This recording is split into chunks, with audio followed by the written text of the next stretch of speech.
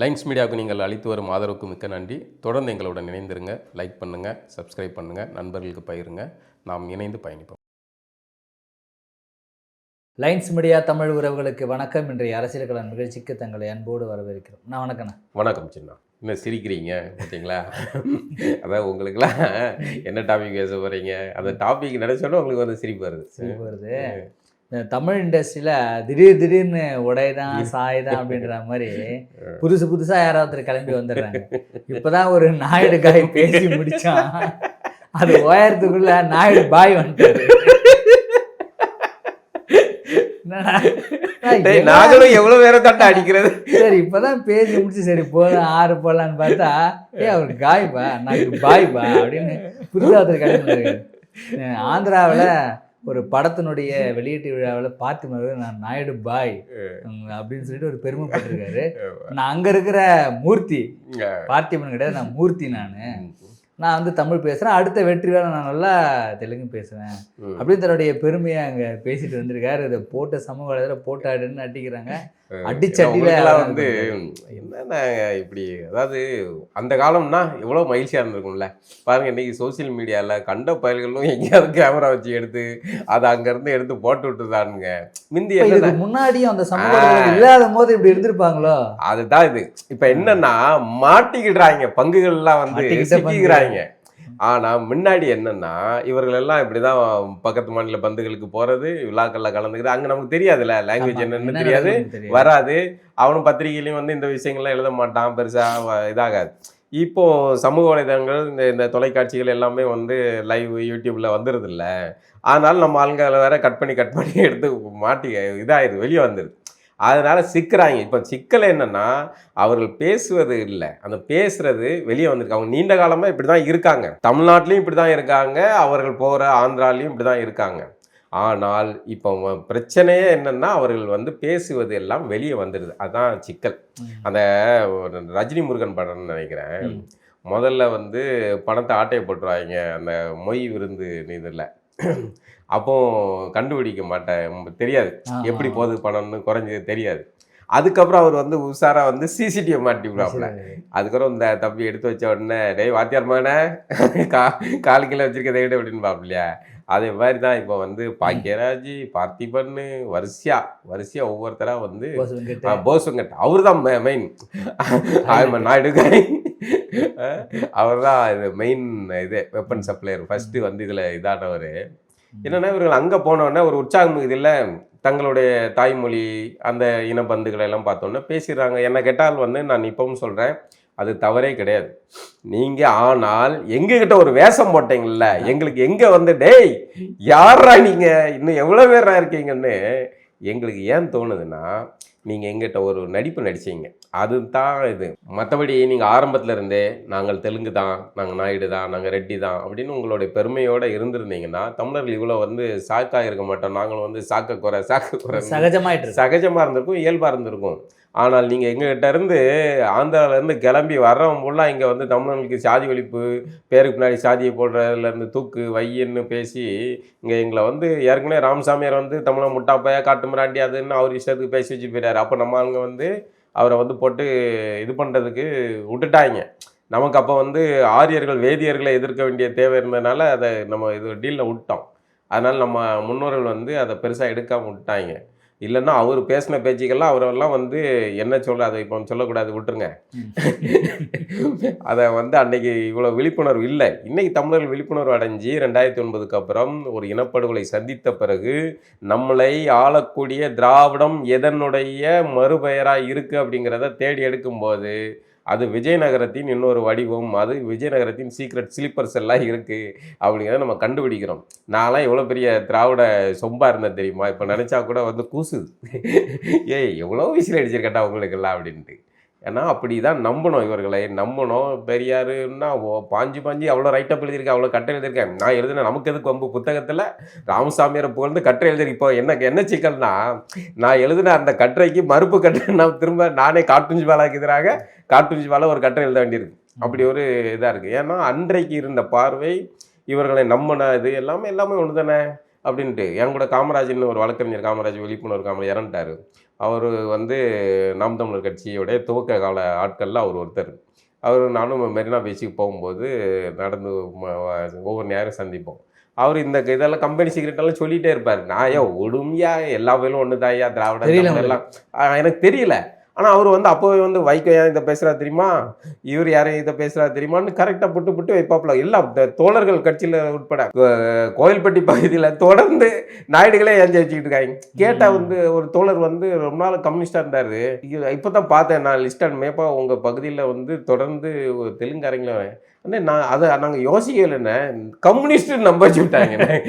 அது எப்படின்னா கம்யூனிஸ்ட் தொடர்ந்து வந்து அதே பகுதியில் வேற கம்யூனிஸ்டே இல்லையா, தொடர்ந்து எப்படிப்பா வந்து தெலுங்காரங்களே தேர்வு பண்ணாங்க அப்படின்னு இப்போதான் யோசிக்கிறோம். அதுலேருந்து கம்யூனிஸ்டுகளும் அந்த பார்வையோடு தான் இருப்பாங்க. அதில் தான் இருந்திருக்காங்க கம்யூனிஸ்ட். அதெல்லாம் வந்து இந்த இடதுசாரி இயக்கங்களில் போய் பெருவாரியாக பெருமொழியினர் போய் சேர்றது எந்த காரணம் இல்லை, இவங்க அந்த அந்த இடத்துக்கு ஏற்ற மாதிரி கம்யூனிஸ்டே மாறிடுறாங்களா ஒரு சமயம்? இல்லை தமிழ்நாட்டில் மட்டும் அந்த மைண்ட் இருக்குமா? இல்லை கம்யூனிஸ்ட் தமிழ்நாட்டு மற்ற எல்லா மாநிலங்களும் கம்யூனிஸ்ட் அந்தந்த தேசிய இனத்தோட அடையாளத்தோட தான் இருக்கான். தமிழ்நாட்டில் மட்டும்தான் இவர்கள் வந்து திராவிட கம்யூனிஸ்டுகளாக இருக்காங்க. இங்கே மட்டும்தான் வந்து தமிழர்களுடைய பிரச்சனைன்னா அதுக்கு வந்து இது இனவாதம்ன்றோம், மற்றவன் பேசினான்னா அமைதியாக இருந்துடுறது. இது வந்து இங்கே உள்ள சிக்கல். அதே மாதிரி பிறமொழியினர் எல்லாம் பெருவாரியாக இடதுசாரி இயக்கங்களில் போய் சேர்வதற்கு பின்னணி அதுக்குள்ளே இருக்கிற பாதுகாப்பு வந்து அங்கே வந்து தோழர் அப்படின்னு போய் இதாகிக்கலாம். தமிழ் தேசிய இயக்கங்களால் அவர்களால் சேர முடியாது. அதான் நீங்கள் தமிழன் ஆகிட்டீங்கன்னா அப்போ தமிழ் தேசிய இதில் தானே இருக்கணும், தமிழனாக தானே இருக்கணும். அப்படி இல்லை. என்னன்னா இப்போ என்னன்னா நம்ம பார்த்திபன் பஞ்சாயத்து வரும். பார்த்திபன் கை வந்து ஆந்திராவில் போய் பவன் கல்யாண் அந்த நிகழ்ச்சியில் வந்து திரைப்பட விழாவில் போய் பேசுகிறாப்புல. அங்கே வந்து வாய்ப்புகள் இதெல்லாம் கிடைக்குது, நடிக்கிறோம் அப்படிங்கும்போது 4 வார்த்தைகளை வந்து அவருக்கு வேற பில்டப்பை ஏற்றி விட்டு அடுத்து நீங்கள் முதல்வர் அப்படின்னு ஏற்றி விட்டு அதில் உற்சாக மிகுதியில் ராதாகிருஷ்ணன் பார்த்திபன் இல்லை மூர்த்தி நாயுடு கை மூர்த்தி அப்படிங்கிற பாய் உண்மையான பெயர் மூர்த்தின்னு சொல்கிறாரு. அவர் சொல்லி தான் இப்போ தமிழ்நாட்டுக்கே தெரியும். அப்போ எவ்வளோ பேர் இப்படி வந்து இதாக இருக்கிறீங்க அப்படிங்கிறது இங்கே நமக்கு தமிழர்களுக்கு ஒரு அதிர்ச்சியாக இருக்குது அதை பார்த்தோன்னே. ஆனால் இப்போ நமக்கு வந்து 2009 அப்புறம் நம்ம இதெல்லாம் தேடி எடுக்கிறோம்ல.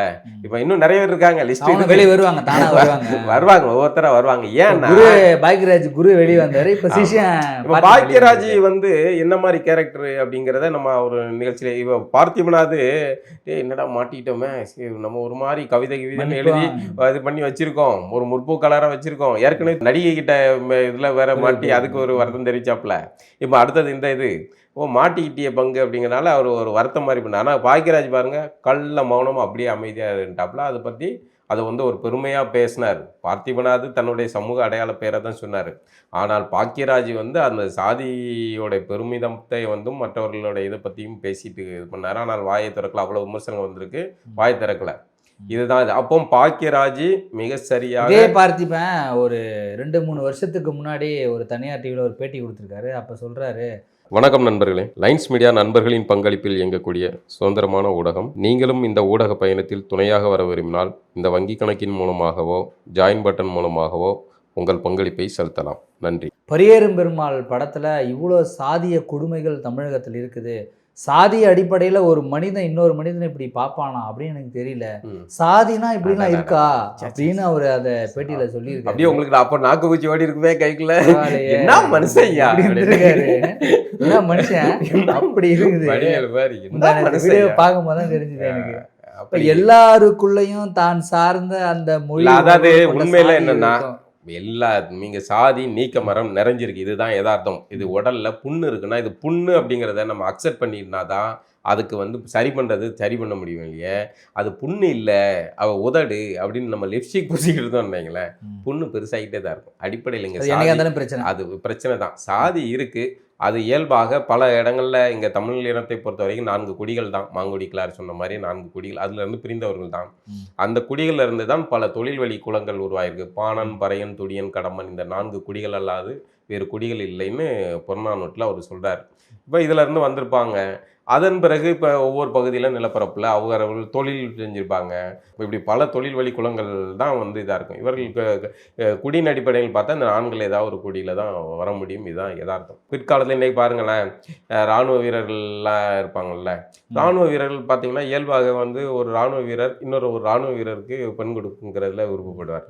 ஒரு டாக்டர், இன்னொரு ஏன்னா டாக்டர். உங்களுக்கு தெரியும்ல அதை பத்தி அந்த எல்லாம். தொழில் சார்ந்து இப்போ நம்ம வீட்டில் இருந்தே நம்ம வீட்டில் மிலிட்டரியில் யாருமே இல்லை. ம். அப்புறம் ஆனால் வந்து நம்ம ஒரு மிலிட்டரிக்காரர் வந்து பொண்ணு கேட்டு வந்தா நமக்கு வந்து அது சரியில்லைப்பா, எந்நேரமும் உயிருக்கு ஆபத்தான ஒரு தொழில் அப்படின்னு நம்ம யோசிப்போம். ஒரு சமவெளி பகுதியில் வேற ஒரு ஆஃபீஸில் கிளர்க்காக வேலை பார்க்கக்கூடிய ஏதோ ஒரு அக்கௌண்டண்டா ஏதோ வேலை பார்க்கக்கூடியவர்களுக்கு இந்த மனநிலை இருக்கும்.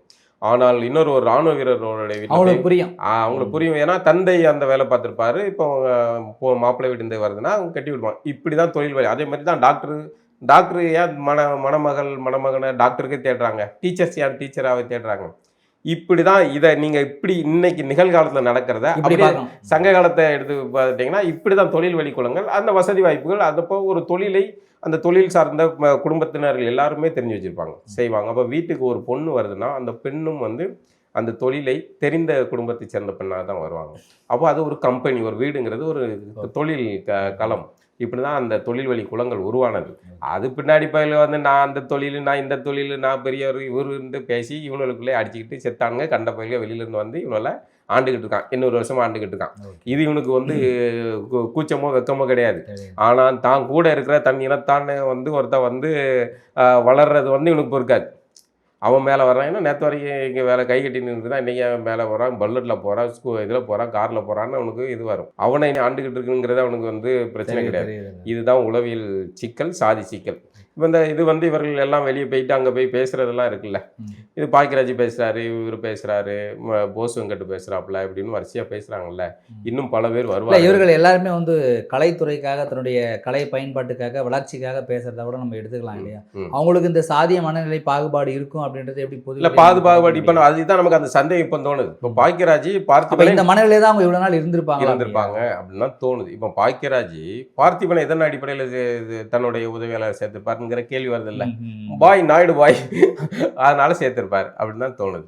அப்போ பாரதி ராஜாங்கிற ஒருத்தர்கிட்ட தமிழர்கிட்ட போய் இவங்க தொழில் கற்றுக்கிட்டாங்க, அங்கே சிஷியனாக சேர்றாங்க. ஆனால் தங்களுடைய வட்டம் வரும்போது தங்களுடைய ஆட்களாக எடுத்துக்கிட்டாங்க அப்படிங்கிறது இருக்குல்ல. அதாவது ஒரு பழக்கத்தின் அடிப்படையில் நமக்கு இவர் நண்பராக இருப்பார், இவங்க ஒரு அறிமுகமானது ஒரே ஐடியாலஜிக்கலாக இருக்கிறது இருக்குல்ல. இப்போ தோழர்கள்னா எல்லாருமே ஒரே ஐடியாலஜி, அது பார்வையில் எல்லாருமே ஒன்றா நிற்போம்.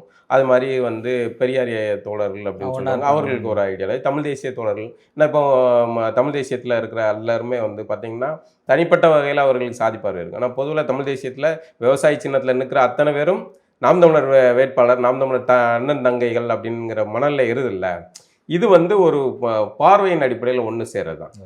அதை ஒரு வகையில் பெரிய நம்ம இதுன்னு சொல்ல முடியாது. ஆனால் எங்ககிட்ட நீங்கள் சாதிய வகுப்புகள் விதவிதமாக எடுத்தீங்கல்ல, அதை நிறுத்திக்க. அதை மட்டும் தான் நம்ம சொல்றோம், அதை நிறுத்திக்க. நீங்க ஆந்திராலேருந்து எங்களுக்கு வந்து சாதி ஒழிப்பு வகுப்பு எடுக்க வேணாம்ப்பா, எங்ககிட்ட பிரச்சனை இருக்கு, நாங்கள் அதை பார்த்துக்கிறோம். நீங்க உங்களுக்கு பிரச்சனை, உங்களுக்கு வந்து பெரிய புரட்சி புண்ணாக்குகளாக நீங்க மாறணும்னா நீங்க அப்படியே டைரக்டா அப்படியே டக்குன்னு ஒரு ஃப்ளைட்டை பிடிச்சி ஆந்திராவில் போய் இறங்கி அங்கே போய் வகுப்பு எடுங்க. நாங்கள் இங்கே வந்து ஒரு நல்ல விஷயம் பேருக்கு முன்னாடி இது தூக்கணும் அப்படின்னு அப்போ வந்து நல்ல விஷயமா பட்டுச்சு, அதனால எல்லாம் நீக்கணும். நாங்கள் தமிழர்கள் எப்போவுமே ஒரு புதிய ஒரு விஷயம் இருக்குது, அது நல்ல அறிமுகம் இல்லைன்னா கூட நல்ல விஷயம்னா ஏற்றுக்கிடுவான். அப்படி தான் ராமசாமியாரை தந்தை பெரியார்னு சொன்னாங்க. அதான் சிக்கல். அவன் இப்படி ஏற்றுக்கிட்டான், அவன் அதை அக்செப்ட் பண்ணிக்கிட்டான். ஆனால் மற்றவன் அவனை ஏற்றுக்கலாம். அவன் கரெக்டாக இன்னும் அங்கே ரெட்டி நாயுடுன்ட்டு கரெக்டாக தெளிவாக இருக்கான்ல. அங்கே போய் நீங்கள் வகுப்பு எடுங்க, எங்களுக்கு வகுப்பு எடுக்காங்க. எங்களுக்கு அதில் நீங்கள் வந்து இப்போ வந்து என்னென்னா வெளியே தெரிஞ்சனால நீங்கள் வருத்தம் தெரிவிக்க மாதிரி சொல்கிறீங்க, அது ஒன்றும் கூட இது கிடையாது. உங்களை நீங்கள் அடையாளப்படுத்துகிறீங்க, உங்களை சந்தைப்படுத்துகிறீங்க. உங்களுக்கு வியாபாரம் முடிஞ்சு போச்சு, சரக்கு இல்லை, கதை படங்கள் ஓடலை. இப்போ நீங்கள் சாதியத்துக்குள்ளே போய் இதாகிறீங்க. இதுதான் வந்து பார்த்திபன் விஷயத்தில் நடக்குது. வரிசையாக இன்னும் நிறைய பேர் இருக்காங்க, லிஸ்ட்லாம் இருக்குது, வரிசையாக வருவாங்க, ஒவ்வொருத்தங்களாக வருவாங்க. அது என்னன்னா இங்கே வந்து இதுக்கு மேலே நம்ம வந்து தமிழர்களாக இங்கே வந்து வேடம் போட முடியாது அப்படிங்கிற நிலையில் அவர்களுக்கு அது ஒரு உளவியல் சிக்கல் தான். இவ்வளோ நாள் இங்கே திராவிட அரசியல் அவர்களை தமிழர்கள் மாதிரி ஒரு தோற்றத்தை உருவாக்கி இது பண்ணிட்டாங்க. நியாயப்படி அவர்களை தெலுங்கர்களாக மதித்து நீங்கள் தெலுங்கர்களாக இருங்க, உங்களுடைய தாய்மொழியை எந்த காலத்திலையும் ஒரு காலத்திலையும் இழந்துடாதீங்க அப்படிங்கிறத திராவிட அரசியல் அவர்களுக்கு சொல்லியிருந்தால் அவர்கள் தெலுங்கர்களாகவே இருந்திருப்பாங்க. இப்போ அவர்களுக்கு சிக்கல் என்னன்னா அவருடைய தாய்மொழி இழந்துட்டாங்க, அதனால தெரியலன்றாரு. ஆமா, பெருசா என்னால பேச முடியலன்றாரு. இப்போ பார்த்திபன் நம்ம சொல்றதுன்னா தயவு செய்து ஏதாவது தெலுங்கு கோச்சிங் சென்டருக்கு போய் நீங்கள் வந்து உங்களுடைய தாய்மொழியை கற்றுக்காங்க. சுத்தமான தெலுங்குல, சுந்தர தெலுங்குல நல்லா பேசுங்க, பவன் கல்யாணம் முன்னாடி பேசுங்க, அது சிறப்பாக இருக்கும். அது நாங்களும் வந்து பார்த்திபன் நல்ல தெலுங்கு பேசுகிறாரு, நாங்களும் ஏன்னா இது கொச்சையா பேசுகிறீங்க, அவங்களுக்கும் சங்கடம், ஏன்னா இவ்வளோ மொக்கையாக பேசிக்கிட்டு இருக்காங்க அப்படின்னு அவங்க பவன் கல்யாணுக்கும் சங்கடம் இல்லை. இதில் இன்னொரு இடத்துல சொல்ல வேண்டியிருக்கு, தமிழ்நாட்டில் என்ன அரசியல் நடக்கணும், யார் அதிகாரத்துக்கு வரணுங்கிறத ஆந்திராவிலேருந்து முடிவு பண்ணுறாங்க. நீங்கள் இதை வந்து வாடிச்சு அடுத்தடுத்து வெளியே வரும், அடுத்தடுத்த விஷயங்களை பேசுவோம், சில விஷயங்கள் நடக்கும்போது இங்கே வந்து ஆப்ரேட் பண்ணுறாங்க. ஒரு நடிகர் யார் கூட கூட்டணி வைக்கணுங்கிறத ஆந்திராவில் இருக்க ஒரு நடிகர் பேசுகிறாரு, அவர் டீல் பண்ணுறாரு.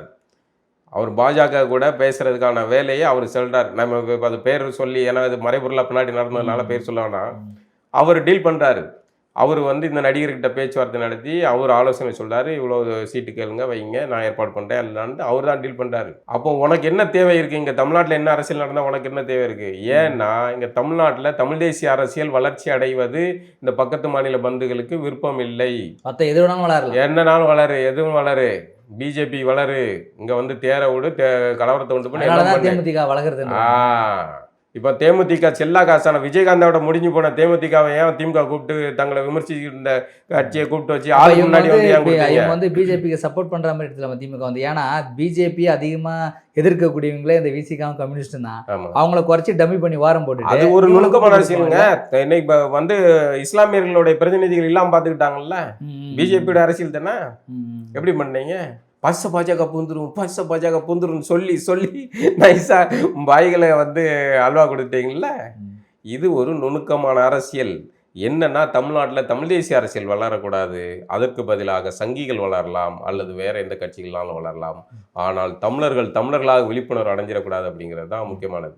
இது வந்து திராவிட அரசியல் மிக சிறப்பாக செய்து அதற்கு அக்கம்பக்கத்து மாநிலத்தில் இருக்க பந்துகள், அவர்களுடைய பந்துகள் அவர்கள் வந்து குறிவைத்து இங்கே இயங்குகிறாங்க. பெரிய லெவலில் பணமும் முதலீடு செய்யப்படுகிறது, அவங்க அதை வேலை செய்கிறாங்க.